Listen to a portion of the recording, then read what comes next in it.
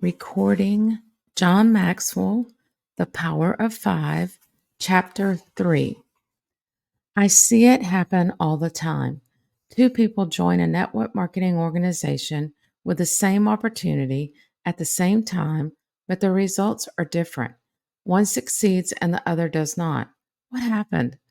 What was the difference between these two people? It was their mindsets.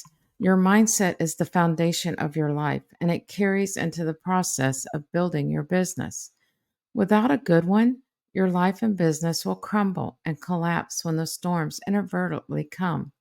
My friend Callie has a great story about the power of mindset, and she shared it with me to help me understand how important this power truly is. When I first began my business, I went to one of my closest girlfriends and told her what I was starting. She recently came through a very difficult time and was just trying to survive, but I knew her potential. I knew if she could step into the right mindset, her life would transform. We launched her business and got off to a great start, but shortly after it slowed down. She was still struggling to pay her bills as her business wasn't able to fully support her. I wanted to see her to see the potential so bad, but it just wasn't happening. She was really frustrated, but then something happened. She attended a personal development event. When she got back, it was as if a light bulb had come on. She was ready to step into her potential, and it dramatically transformed her life. She changed how she was building her business and over time replaced her income, quit her other jobs, and could finally be at home with her kids. She hasn't looked back since. Her mindset forever changed. I love that story because it shows exactly how mindset unlocks opportunity. What we think and how we think makes such a difference in what we do and how we do it. I often say, if I could do one thing to help any person succeed in life, it would be to help them think successfully. My father helped me as a boy to develop a mindset that would allow me to reach my potential. He would often quote this proverb to me: as you think in your heart, so you will be. He realized that my thinking would determine who I became. He placed good books in my hands and paid me to read them. Two of these books made a great impression on my thinking mindset: The Magic of Thinking Big by David J. Schwartz and How to Win Friends and Influence People by Dale Carnegie, which I wrote about in the last chapter. Those books are full of powerful ideas for my young mind, and I want to share a quote from each that underscores the importance of thinking. Where success is concerned, people are not measured in inches or pounds or college degrees or family background. They are measured by the size of their thinking. David J. Schwartz, The Magic of Thinking Big. The biggest lesson I have ever learned in the stupendous importance of we think. If I knew what you think, I would know what you are, for your thoughts make you what you are. By changing our thoughts, we change our lives. Dale Carnegie, How to Win Friends and Influence People. Thinking was such a foundation tool for me that first book I wrote was entitled Think on These Things. I wanted to provide my own tool for helping others develop a thinking mindset. No matter who you are exactly where your thoughts have brought you, and tomorrow you'll be where your thoughts take you. Thinking is so critical to your success that before I share how to develop a proper mindset, I need to share my favorite illustration of why mindset is important. It's a story of someone who just didn't think. Larry Walters wanted to fly. He was a risk taker. He got an idea one day while sitting outdoors in his extremely comfortable lawn chair. He purchased 45 weather balloons from an Army Navy surplus store, tied them to his tethered lawn chair, dubbed the Inspiration One, and filled the 4-foot diameter balloons with helium. Then he strapped himself into his lawn chair with some sandwiches. Miller Lite beer, and a pellet gun. Larry's plan was to sever the anchor and lazily float up to the height of about 30 feet above his backyard, where he would enjoy a few hours of flight before coming back down. He figured he'd pop a few brews, then pop a few balloons when it was time to descend and gradually lose altitude. But things did not work out quite as Larry had planned.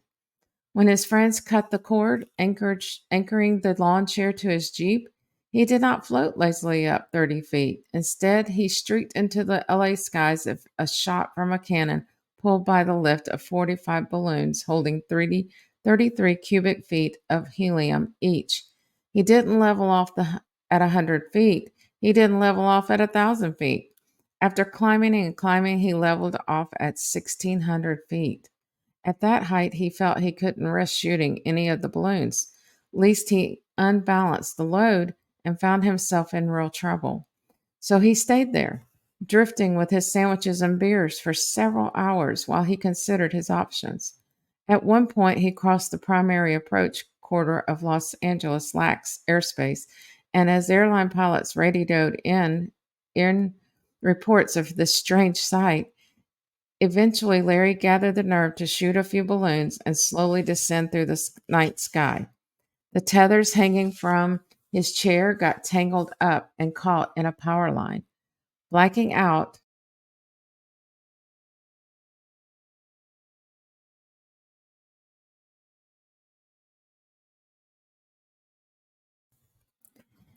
but it allowed Larry to climb to safety, where he was arrested by waiting members of the Los Angeles Police Department.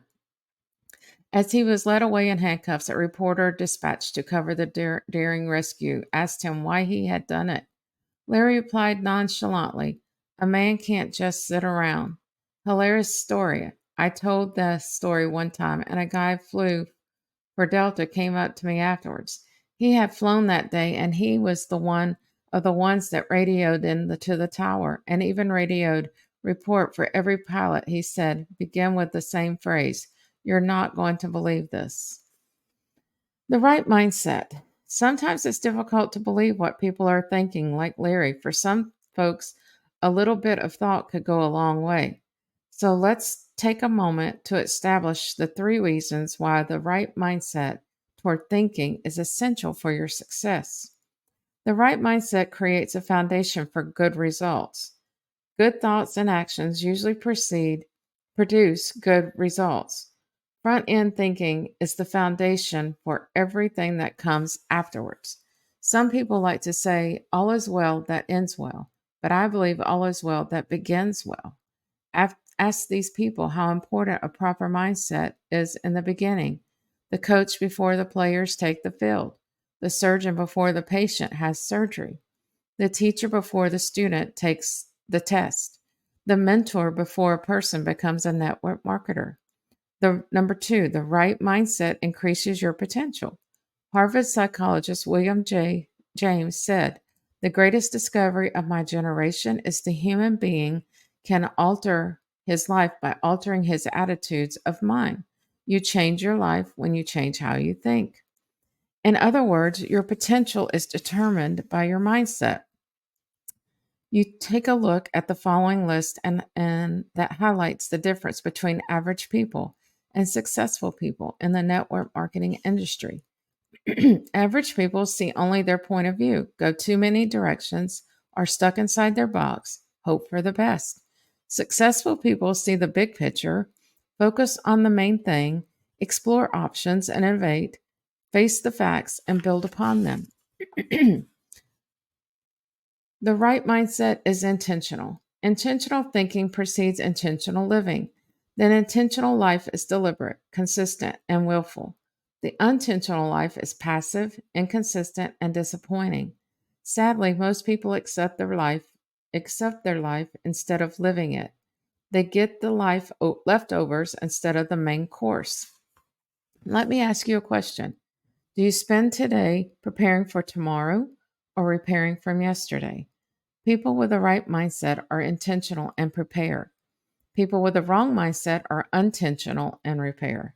One of the greatest gaps in life is between sounding good and doing good. Some people are always getting ready to get ready. Intentional living is the great dividing line between words and results. My mentor, John Wooden, would often say to me, John, don't tell me what you're going to do, show me. I have a question for you. Would your life improve if you turned good intentions into good in action? I think we both know the answer to that question. Develop an intentional mindset. Many of my successful network marketing friends would say intentional thinking was the first step to their business growing. And it's my experience that a few small steps in the right direction become some of the biggest steps in my life. You can have the life you're longing for if you'll choose it.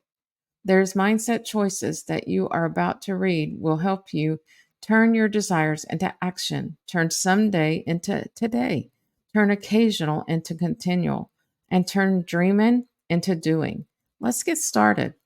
Number one, I choose to be realistic. Anyone who has ever been lost in a mall or theme park knows the value of you are here star on a map. You must know where you are before you can chart the course of where you want to go. That's why reality should be the foundation for the dream that you have. Reality is the difference between what we wish for and what we have, and the changes we need to make to reach our desired destination. Take a moment and answer these questions. Where are you? Where do you want to be? What changes do you need to make? When you answer these questions, you have the outline, the reality you're facing. You begin thinking realistically. There are three benefits to realistic thinking. Realistic thinking is a catalyst for change. Hope is merely a state of mind, and while it is a positive place to be, it is not enough to get you into action. People who rely on hope for their success rarely make change a high priority. If you have only hope, you imply the achievement and success are out of your hands. It's a matter of luck or chance. Why bother changing? Realistic thinking, on the other hand, combined with intentional action, is what brings about change, results, and ultimately success. Realistic thinking gives you credibility. Often there's a gap between a person's words and actions.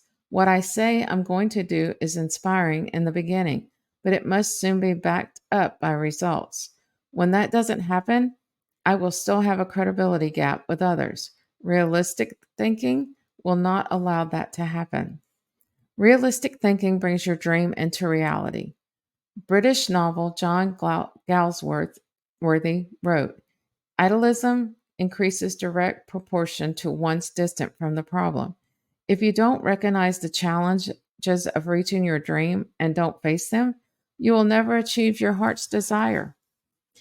Realistic thinking is incredibly important when it comes to building a successful business and network marketing. Many people forget that when you start a business, there's one essential requirement: work. Often there's a false expectation that success happens overnight and millions are made instantly. This is furthest from the truth. I have many friends who have been very successful in network marketing, and many of them more successful than traditional business owners. But that does not mean that it happened effortlessly. Like all things worthwhile, success takes time, energy, compound efforts. You will be required to put in sweat equity. You will go through multiple cycles of success and failure. At times you will win, and at other times you will learn. It saddens me when people in network marketing are fantasizers instead of dream builders. Look at how differently they approach achieving their dream. Here's a few. Fantasizers rely on luck. Luck. Focus on the destination. Cultivate unhealthy expectations. Minimize the value of work. Look for excuses. Crete interior. Dream builders rely on discipline. Focus on the journey. Cultivate healthy discontent. Maximize the work they do. Lead to action. Generate momentum. That's a few of them. Football icon Rudy Rudiger said, Reality is the enemy of fantasy, but not our dreams. I love that. Beginning with expectation that you'll experience challenge will help you prevent from becoming discouraged when you do. In my book, Put Your Dream to the Test, I ask 10 questions that you must answer to determine if your dream can come true. One of those is the reality question, which asked, am I depending on factors within my control to realize my dream? Remember, the dream is free, but the journey isn't. Realistic thinking helps you pay the price needed to achieve your dream. Two, I choose to be coachable. Lou Holtz was one of the greatest coaches in college football. He is known for helping his players reach their peak performance on the football field. We were having lunch one day, and he said to me, I have coached good players and I have coached bad players. I am a better coach with good players. We both laughed. Then I asked, what makes a good player? He responded, great skills and a coachable attitude. The etymology of word coach comes from a Hungarian town called Kaukas, which produced, you guessed it, coaches. Over time, the carriages called Kaukas something, I can't read it, gained popularity worldwide, and various languages adopted some form of name. In German, coach is French and the English word coach. The point is, when you placed yourself into a coach, you knew that you would arrive at your desired destination. Coaches were synonymous for getting you to get where you want to go. My friend Diane Kokosoka, has trained and coached thousands of people, has dug in on the power of coaching. Diana says after taking a class, the average person has 22% increase in performance. The same person who is coached will have an increase of 88%. There have been many mentors and coaches in my life, all contributed to making me better. This much I know. I can go further and faster with someone coaching me than I can on my own. The impact of good coaching also led to creation of my successful coaching company, which after 11 years is truly global in its influence. What else I have learned about coaching? It is impossible to maximize your potential in any area without it. You may be good, you may even be better than everyone else, but without someone mentoring you, you will never be as good as you could be. Self evaluation is helpful, but evaluation with someone else is essential. The purpose of coaching is to improve both the person and the performance. But even the best coach can't overcome a bad attitude. That's why, to maximize improvement of yourself and your performance, you need to have a coachable attitude. I call this teachability. Teachability is when a person pairs and desires to grow with humility. Humility is essential for coaching because it recognizes that you are a work in progress and need coaching to help develop. Maintaining teachability requires repeated, long, hard looks in the mirror. You must constantly evaluate your effectiveness and develop new skills to meet the challenges of building your business. Teachability isn't afraid to ask, am I in a bottleneck here? And then make changes if the answer comes back yes. In the network marketing industry, teachability shows up when people look at their previous track record and recognize that history of repeated failures or bad experiences may reflect solely on them. It's seen when people are not having the success they thought possible. Ask themselves if they are being coachable to the systems their company has in place. In your network marketing organization, you have leaders who are successful. Go to them, learn from them, ask questions, follow their example. Let them speak into your life. Seek feedback and constructive criticism. Systems are in place for you to duplicate. Learn the system, then do it. Principles are given to help you build your business. Practice them. If you are still not having the level of success you know you are capable of, you need to check your teachability.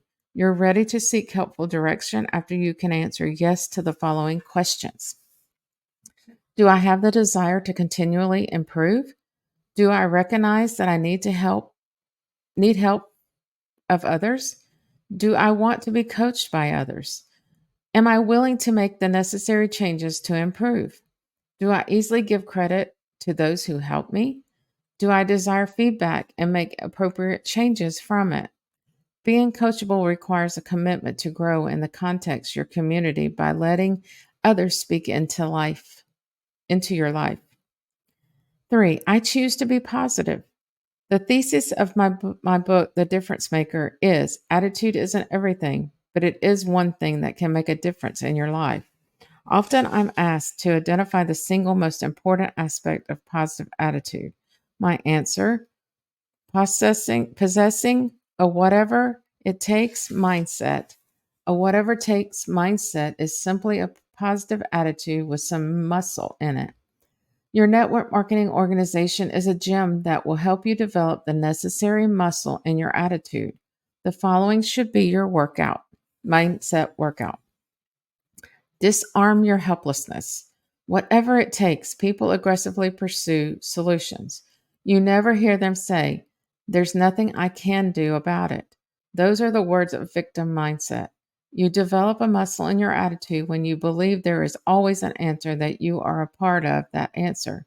This spirit causes you to stand while others sit, move forward while others wait, find answers when others only have questions. You disown your helplessness when you say to yourself and others, "I can make a difference." Answer the hard questions. What do I really want? Why do I want this?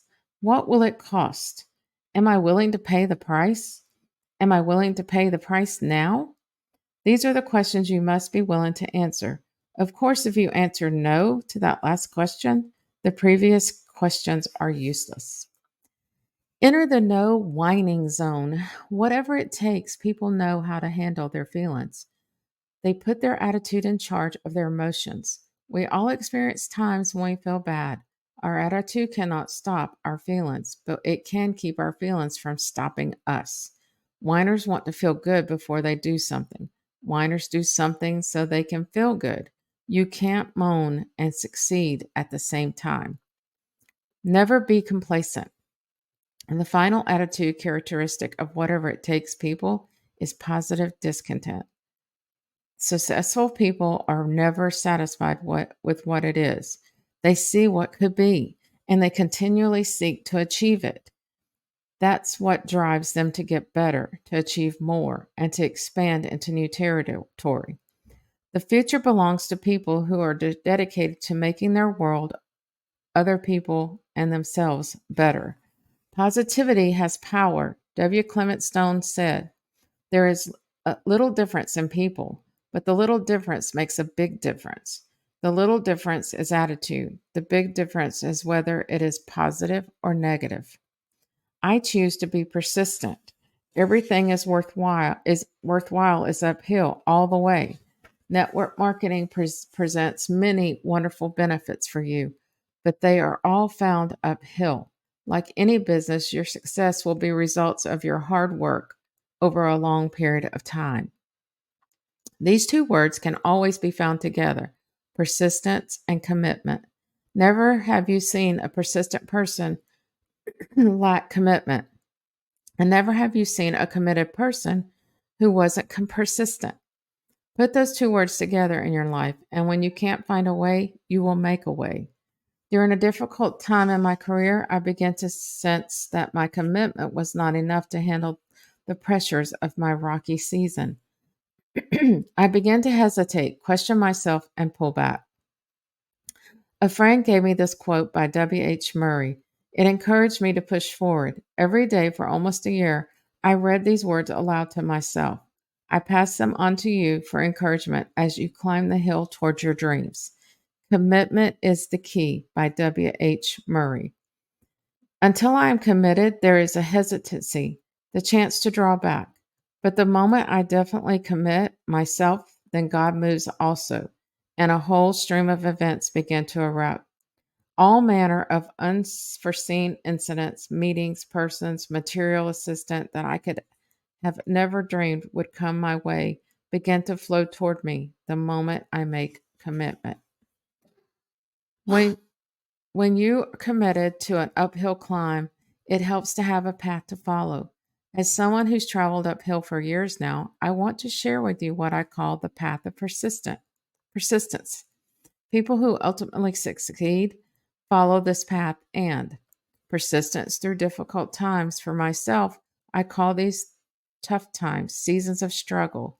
They happen to everyone. When I'm going through them, I always remind myself this too shall pass. Those words were birthed in my spirit in my very difficult time. My mentor, Robert Schuller, said to me, "Tough times never last, but tough people do." Remember those words as you go through your seasons of struggle. Anytime you do something new, you should expect to struggle. As you embarked on a new marketing journey, if you're not struggling, you're not learning. Struggle is not negative, it's positive. Struggle can and should be productive. The struggle is normal. Having a positive attitude also allows it to become a positive experience. Persistence through failure. I wrote the book Failing Forward to encourage readers to persist through their failures. In the book, I candidly talk about my failures and how I got through them. When I finished, I thought to myself, okay, Maxwell, you've written your one book on failure. Then 13 years later, I wrote another book on failure. What happened? With every setback in my life, and they are plentiful, I've learned more about myself and my life. Instead of seeing a failure as a tombstone, I see it as a stepping stone. When I come to a dead end of my journey, I embrace the opportunity to back up and find another way, often a better one. Success is the reward for continually learning from failure. And as you persist, you rise above your seasons of struggles. You'll face similar challenges in your network marketing organization. And when it happens, don't count your losses, count your lessons. Perfect through criticism. Napoleon Hill wrote, "One way to avoid criticism is to do nothing and be nobody. The world will then not bother you." But who wants to do nothing and be nobody? Not you. Early in my career, I wanted to please everyone. I quickly discovered that's not possible.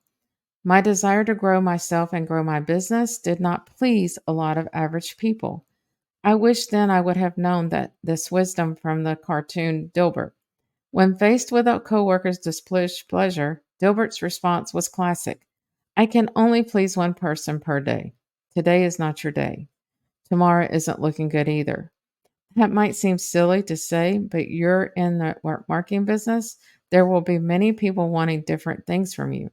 Others will criticize you and try to discredit your desire to advance in your life.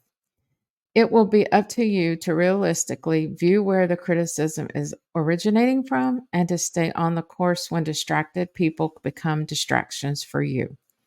Remember the 5% rule. No matter what you do, 5% of the people won't be happy. There's not a problem. That's not a fact of life. This rule reminds you that criticism will always exist, so don't let it stop you from reaching your dream. Persistence through rejection. All of us can relate to Snoopy's response in Old Peanuts cartoon. It doesn't make any difference whether you win or lose until you lose. Here is what I know. I know about rejection. None of us like it. But with the right attitude, rejection stimulates reflection that makes us better. When you realize that most people live a life of no, it's easier to adopt the right attitude to their persistent rejections. The right attitude takes their no and gives them opportunity to say yes, because while most people will say no, that sometimes really means no, not yet. When we persist in living with the right attitude towards rejection, we quickly learn to find the people who will say yes and will continue to say yes. One final thought on persistence. People who say I wish and people who say I do are worlds apart. Bottom line, choose persistence. It pays. I choose to believe in myself and my purpose. Behavior follows belief. You must stay strong. You must build a strong belief in yourself and your purpose if you wish to grow your network marketing business. Often we associate belief with our dreams, but allow me to go a little deeper on this thought. Your dream is about where you want to go. Your purpose is about why you want to achieve your dream. So when you find your why, you will find your way. My purpose is to daily add value to people. My dream is to someday be recognized for doing that. My purpose is the reason I take the journey, and that is fulfilling. Someday, perhaps I will be recognized for what I have accomplished. That is fun, but less fulfilling. My discovery, the journey really is the dream. Too often, people confuse success with recognition. Your decision to join this network marketing organization has already started you on your success journey. If you do the things needed to be successfully daily, you are already successful. It is just isn't showed up yet. Belief in yourself gets you started. Belief in your purpose gives you the reason to keep going. Too many people start a business with a low belief in themselves or their purpose. The result, they seldom go beyond the start. Let's do a quick exercise. Using a scale of 1 to 10, 10 being the highest, rank the following: my personal belief rating, my purpose belief rating. If you want to succeed, your personal belief number should be at least 7.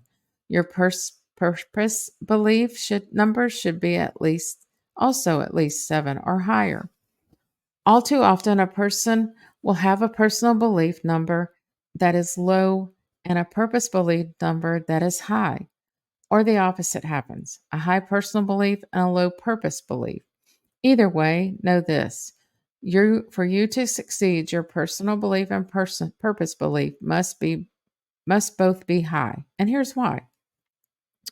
A low personal belief and a low purpose belief, you won't get started. High personal belief and low purpose belief, you won't continue. Low personal belief and high purpose belief, you won't realize your dream. High personal belief and high purpose belief, you will reach your dreams. If your numbers are low, take some time to think about why. Then review this chapter and check out the books in the recommended reading list at the end of the chapter for ideas on how you might improve.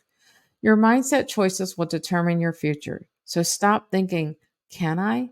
And start thinking, how can I? When you think, can I, you leave room for quitting or never starting.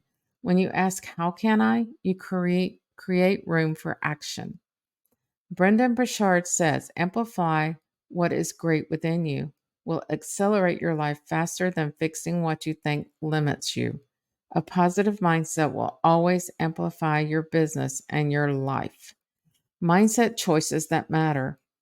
As you review the following mindset choices, evaluate yourself on a scale of 1 to 5. I choose to be realistic. I choose to be coachable. I choose to be positive.